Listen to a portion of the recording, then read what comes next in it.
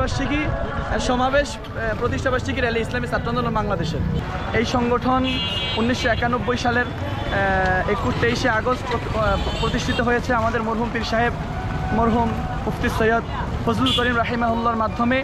আজকে আমাদের 2024 সাল, আমাদের আজকে হলো 33তম প্রতিষ্ঠাবার্ষিকী সমাবেশ র্যালি, এই জন্য আমাদের এই আজকের আয়োজন করা হয়েছে। ইসলামী ছাত্র আন্দোলন বাংলাদেশ, ইসলামী ছাত্র আন্দোলন বাংলাদেশ, ইসলামী ছাত্র আন্দোলন বাংলাদেশ।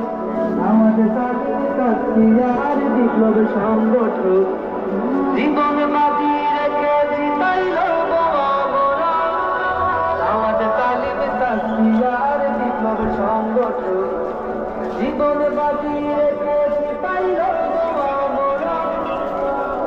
মুশকিলাতের আশা লক্ষ্যমতের বিজয়, হারার মাঝে সবুজ হুকুম রাখবো যে গাই। এসো বন্ধু এসো, একসাথে চলে মোরা নতুন সমাজ গড়ি। এসো বন্ধু এসো,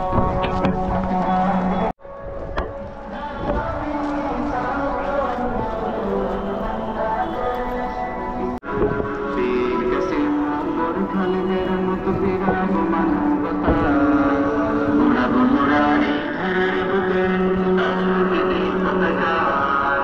বীর কাসিম